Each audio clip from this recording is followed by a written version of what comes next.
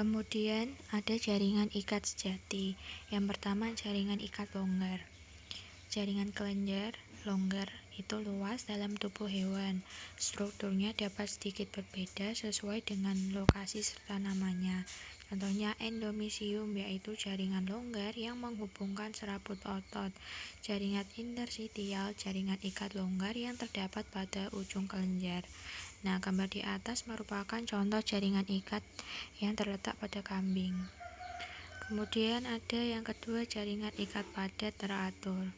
Nah, jaringan ikat padat teratur itu dikarenakan susunan serabutnya. Adapun macam-macam jaringan ikat teratur yaitu yang pertama tendon atau urat yang tersusun paralel dan membentuk berkas yang cukup pekat, misalnya pada tendon kaki yang memiliki tendon cukup panjang. Kemudian ada ligamentum, serabut-serabut kolagen yang sejajar dan padat. Dan kemudian ada fascia yang contohnya ada pada tendon urat. Kemudian yang ketiga ada jaringan ikat padat tidak teratur. Struktur kolagen padat dan susunannya itu tidak teratur. Misalnya pada jaringan ikat padat tidak teratur antara lain corium atau pada kulit, kemudian tunika albugenia, kapsula, trachobula, septa dan sebagainya.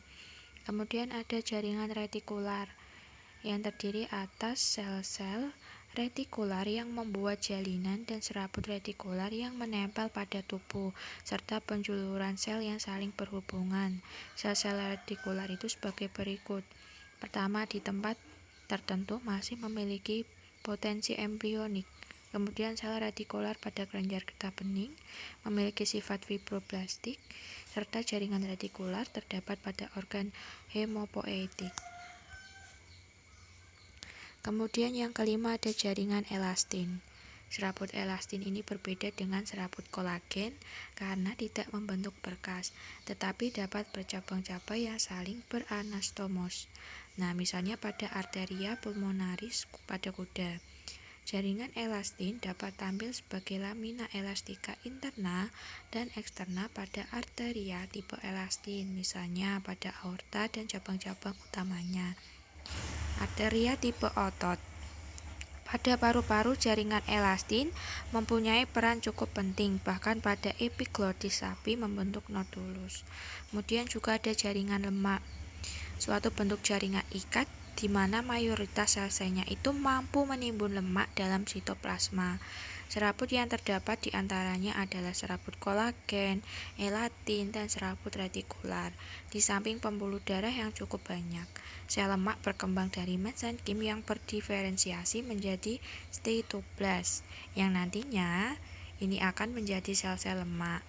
Nah, lama butir tersebut bergabung menjadi butir besar, jadi butir-butir kecil tersebut bergabung menjadi butiran yang besar dan mengisi sebagian besar sitoplasma, 80-90%. Secara kimiawi, lemak tubuh adalah ester dari gliserol dan asam lemak, yaitu asam palmitin, stearin, dan olein.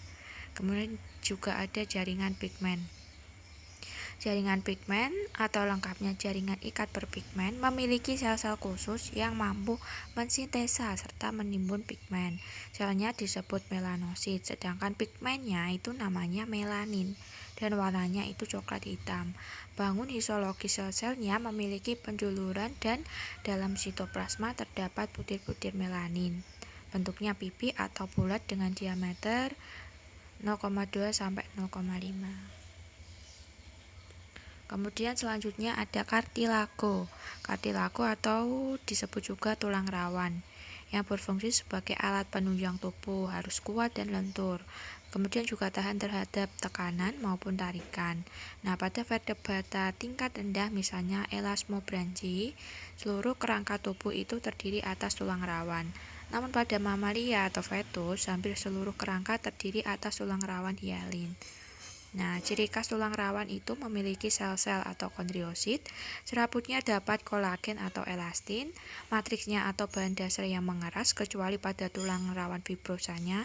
Khas bahwa pada tulang rawan tidak terdapat pembuluh darah atau limfa, jadi zat makanan serta oksigennya akan menyebar secara difusi. Matriks meskipun mengeras, tetapi lentur dan juga permeabel. Kemudian tulang rawan pada kartilago itu ada 3, kartilago hialin, elastik, serta kartilago fibrosa. Yang pertama ada kartilago hialin. Dalam keadaan segar bersifat lentur, semi transparan dan berwarna putih kebiruan. Bisa dilihat itu pada gambarnya. Di permukaan terdapat perikondrium, suatu jaringan ikat yang pada waktu muda mampu membentuk tulang rawan secara aposisi. Secara fisiologik, klasifikasi sering terjadi pada tulang rawan rusuk. Bangun histologiknya, perikondrium, kondriosit, serabut, serta matriks. Tulang rawan hialin ini terdapat pada permukaan persendian. Tulang rawan rusuk, trakea, laring, bronkus, dan sebagainya. Kemudian juga ada kartilago elastik, yaitu tulang rawan segar beraspek kuning karena banyak mengandung serabut elastin. Secara garis besarnya memiliki bangun histologik mirip tulang rawan hialin. Namun, berbeda dalam macam serabutnya. Serabut elastin membuat anyaman pada interteritorial matriks secara merata. Kemudian juga ada kartilago fibrosa.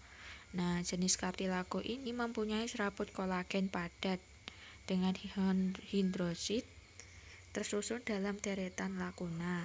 Matriksnya relatif sedikit dan umumnya tidak dikelilingi oleh perikondrium. Tulang rawan fibrosa terdapat pada meniskus, simfisis pubis, diskus intervertebralis, tempat pertautan ligamen atau tendon pada tulang, kemudian pada hidung, sebagian dari laring, trakea, bronki maupun bronkioli, dan rangka embrionik, serta mempunyai fungsi untuk melancarkan gerakan pada sendi, kelenturan, dan juga sebagai penyokong. Kemudian selanjutnya ada tulang, jaringan tulang. Nah, jaringan tulang ini disusun oleh sel-sel tulang yang disebut osteosit, yang dibentuk oleh osteoblas. Osteoblas sendiri adalah sel yang berasal dari fibroblast dan ikut serta dalam pembentukan tulang.